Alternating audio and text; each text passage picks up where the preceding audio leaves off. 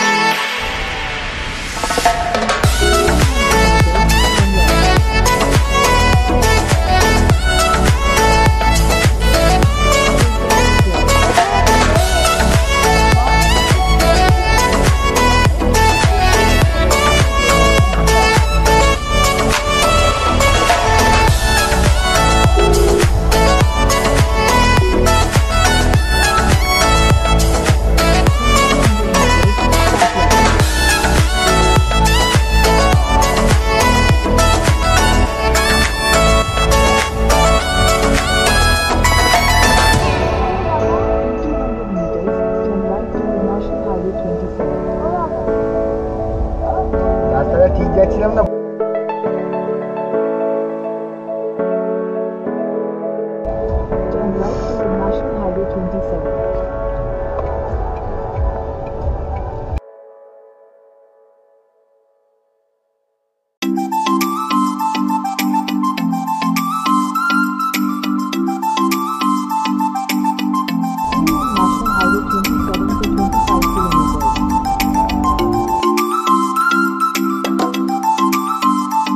আমরা এখন গৌহাটি থেকে বেরিয়ে NH-27 ধরে নিলাম।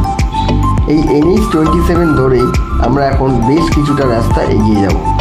সোমনাথদা এখনও আসেনি, দেখি ও কখন আমাদের সঙ্গে আবার জয়েন করতে পারে। তবে ফোনে যেটুকু জানলাম, দোকানদার বেশ ভালো ছিল এবং যে টাকাটা ভুল করে পেমেন্ট করা হয়েছিল সেই টাকাটাও ওকে ফেরত দিয়ে দিয়েছে। কিছু দূর যাওয়ার পরেই শুরু হলো আঁকাবাঁকা পাহাড়ি রাস্তা। ঠিক পাহাড়ি রাস্তা বলা যায় না, এটা অ্যাকচুয়ালি একটা বড় টিলা। সেখানে পাহাড়ি রাস্তার মতো বাঁক রয়েছে এবং সামান্য ইনক্লাইনেশনও রয়েছে। যারা উড়িষ্যার কেওনঝড় গেছেন, তারা কেওনঝড় থেকে খান্ডাধার যাওয়ার সময় যেরকম রাস্তা দেখেছেন সেই রকমই অনেকটা রাস্তা।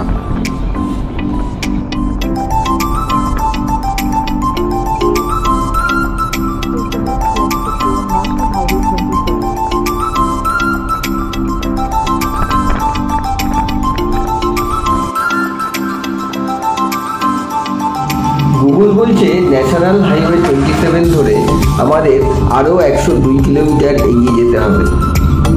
গুগলের দেখানো পথ ধরেই আমরা চলেছি।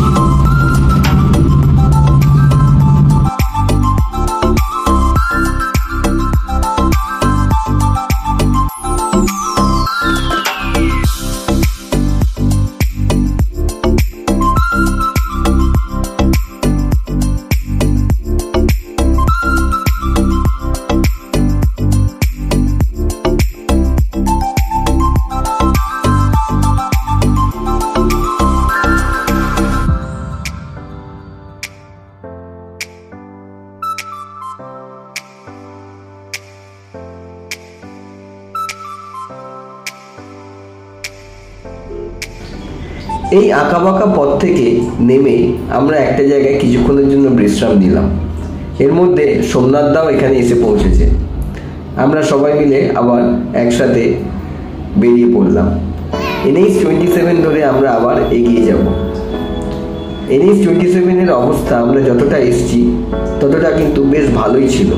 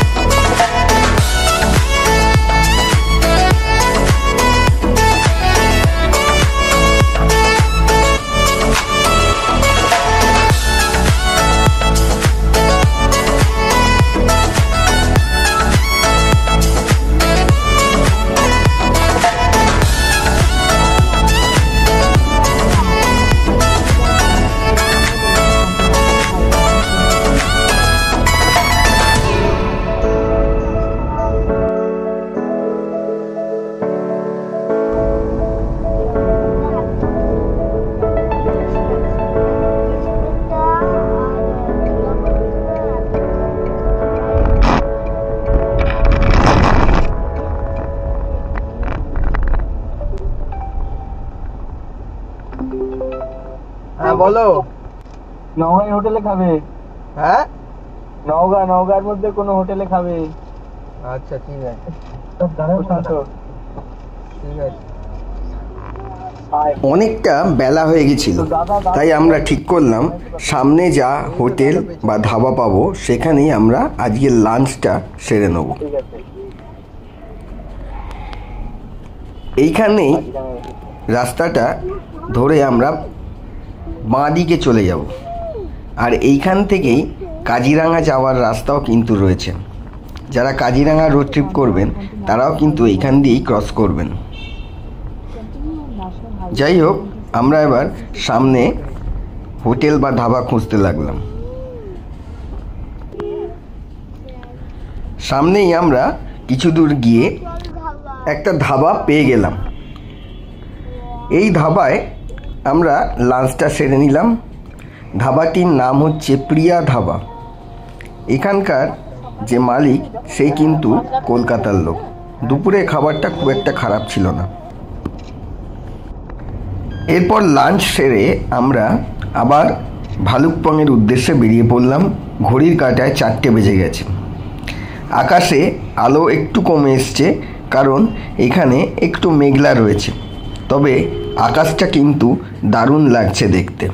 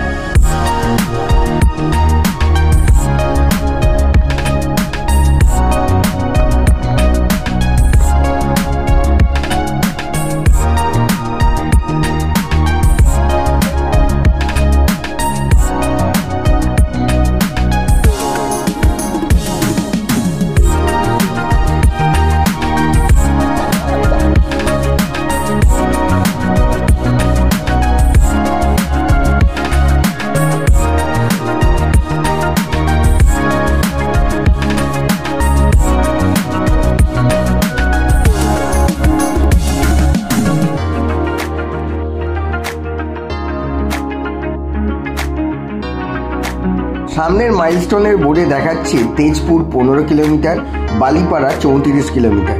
এই বালিপাড়া ট্রাফিক মোড় হয়ে আমরা নামেরি টাইগার রিজার্ভ ফরেস্টের ভেতর দিয়ে ভালুকপংয়ের দিকে এগিয়ে যাব। এখন আমরা পৌঁছে গেছি কালিয়া ভোমরা ব্রিজ। ব্রিজটা অসাধারণ সুন্দর লাগছে। পরন্ত বিকেলে এই সুন্দর স্মুথ রাস্তায় গাড়ি চালাতে চালাতে যেতে দারুণ মজা হচ্ছে। ব্রিজটা বেশ লম্বা আছে। ব্রহ্মপুত্র নদীর ওপরে এই সেতুটি প্রায় 3 কিলোমিটার দীর্ঘ। ব্রহ্মপুত্রের উত্তর এবং দক্ষিণ পাড় অর্থাৎ নওগাঁ এবং তেজপুর শহরের মধ্যে এই সেতুটি সংযোগ রক্ষা করছে। 1795 সালে হরদত্ত এবং বীরদত্ত নামে কামরূপে দুই ভাতৃদ্বয় অহোম শক্তির বিরুদ্ধে যুদ্ধ ঘোষণা করেছিল। সেই সময় অহোম শক্তির সেনাপতি কালিয়া ভোমরা তাদের দমন করেছিলেন এবং ব্রহ্মপুত্র পার করবার জন্য তিনি শিলার খুঁটি দিয়ে তখন একটি সেতু বানিয়েছিলেন। তার নাম অনুসারে এই সেতুর নাম হয়েছে কালিয়া ভোমরা।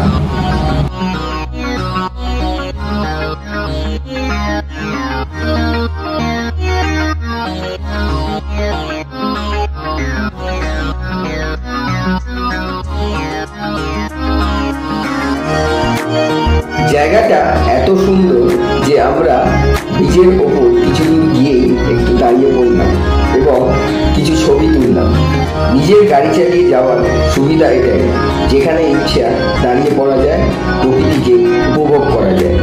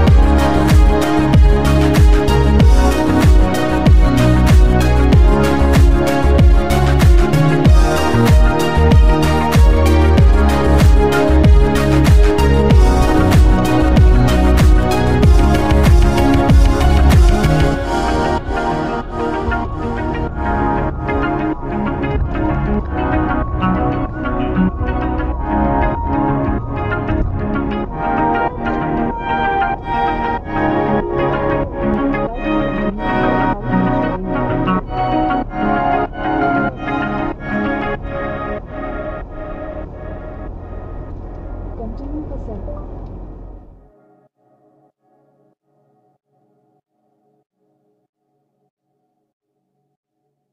কিছু দূর যাওয়ার পর আমরা হাই রোড ছেড়ে দিয়ে বাঁ দিকে ঢুকে গেলাম। এই রাস্তাটা একটা গ্রামের ভেতর দিয়ে যাচ্ছে। এই রাস্তা ধরে প্রায় 3 কিলোমিটার আমরা এখন যাব।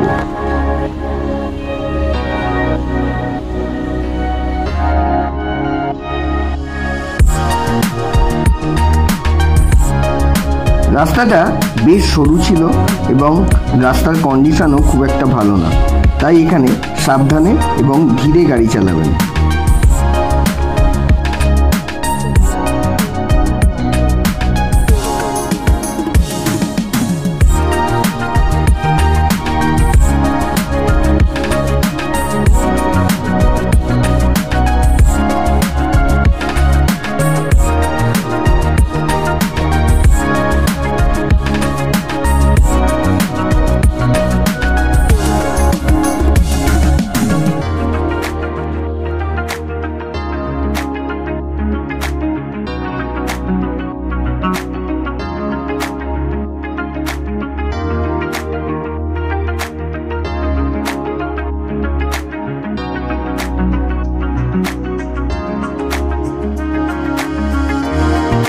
এখন আমরা বালিয়াপাড়া ট্রাফিক মোড়ের কাছে চলে এসেছি।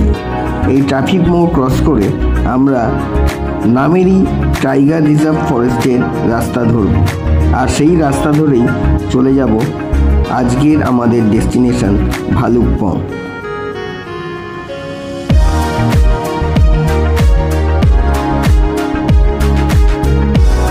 অরুণাচল প্রদেশে প্রবেশ করতে গেলে একটা ইনার লাইন পারমিট করাতে হয়।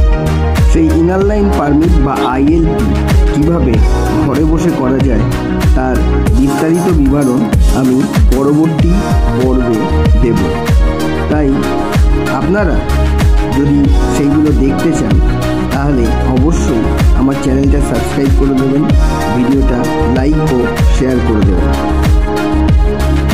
এখন আমরা নামেরি টাইগার রিজার্ভ ফরেস্টের রাস্তায় প্রবেশ করে গেছি। রাস্তাটা অপূর্ব সুন্দর, তাই এখানেও আমরা আবার একটু দাঁড়িয়ে পড়লাম প্রকৃতিকে উপভোগ করবার জন্য। বোর্ডে দেখাচ্ছে নামেরি টাইগার রিজার্ভ ফরেস্ট।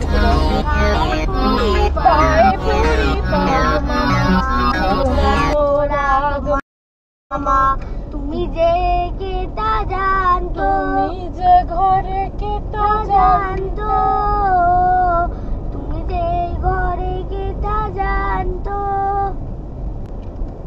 আমরা এখন নামেরি টাইগার রিজার্ভ ফরেস্টের ভেতর দিয়ে যাচ্ছি। ভালুকপং আর কিলোমিটার 25 বাকি।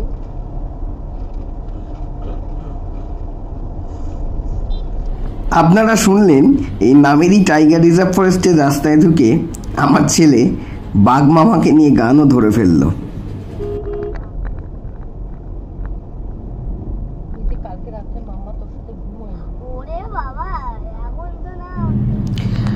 অপূর্ব সুন্দর রাস্তা, তার সঙ্গে প্রকৃতির অপরূপ শোভা, এই দুইয়ের মিশ্রণে গাড়ি চালাবার সমস্ত ক্লান্তি আমার দূর হয়ে যাচ্ছিল। দু চোখ ভরে শুধু প্রকৃতি আর পরিবেশ উপভোগ করছিলাম। সূর্য প্রায় ডুবু ডুবু। অরুণাচল প্রদেশে প্রবেশ করতে আর বেশি দেরি নেই। সামনেই দেখা যাচ্ছে পাহাড়। কি অপূর্ব সুন্দর লাগছে দেখতে।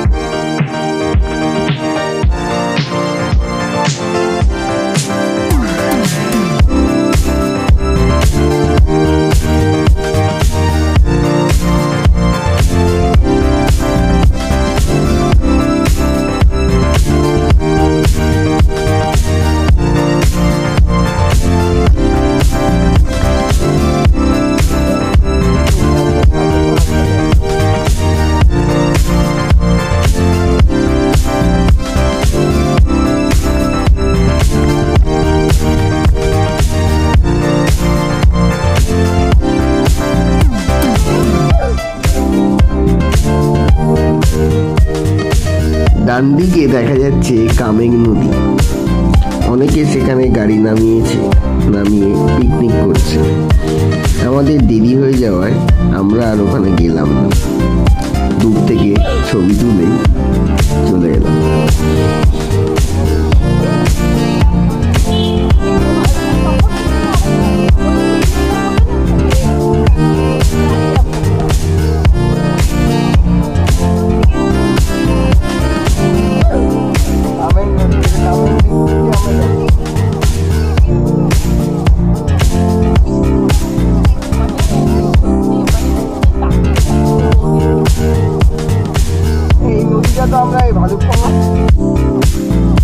আমরা ভালুকপং পায়ে পৌঁছে গেছি।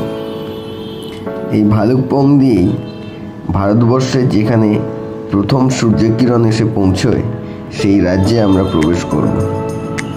এখানে প্রবেশ করতে গেলে যে ইম্পর্টেন্ট ডকুমেন্টটা লাগে সেটা হলো ইনার লাইন পারমিট। তার ডিটেলস ভিডিও আপনাদের আগেই বলেছি, আমি পরবর্তী পর্বে দেব। আর সামনের কদিন আমরা দারুণ এনজয় করব সেই আশা রাখছি এবং তার সমস্ত ভিডিওই আপনাদের সাথে শেয়ার করব। তাই সেগুলো যদি দেখতে চান, অরুণাচল প্রদেশকে যদি উপভোগ করতে চান, তাহলে অবশ্যই আমার চ্যানেলটা সাবস্ক্রাইব করে পাশে থাকবেন। ভিডিওটা ভালো লাগলে লাইক ও শেয়ার করবেন। এই ট্রাফিক লাইন থেকে ভেতরে ঢুকেই বাঁ দিকের বিল্ডিংয়ে আমাদের আইএলপি চেক হবে।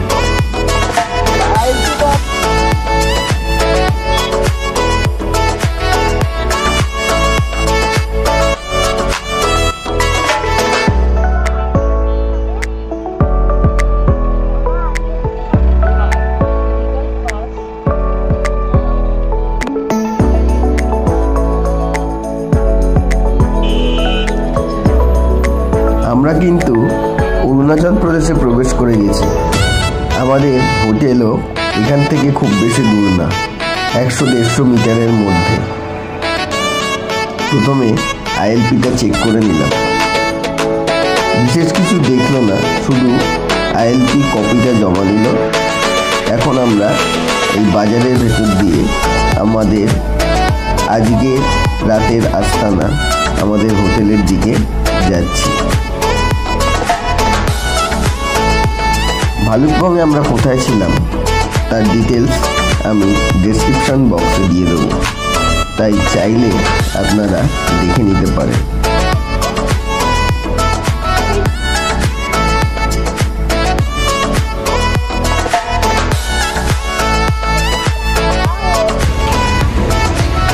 এই হোটেলে আমরা ছিলাম ভালুকপংয়ে, হোটেল ওয়াংগা সাং রেসিডেন্সি।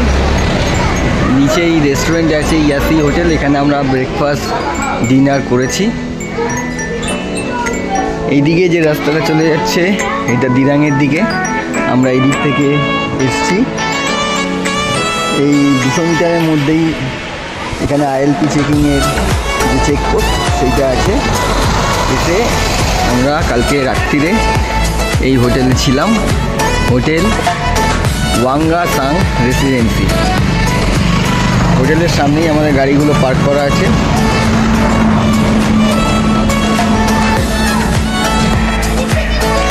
হোটেলটি বেশ বড়সড় হোটেলই আছে, রুম অনেক আছে। আমি হোটেলের রুম রিভিউ আর ট্যারিফ কীভাবে যোগাযোগ করতে হবে সব কিছু দিয়ে দেবো ভিডিওটা শেষে আপনারা সেটা পেয়ে যাবেন।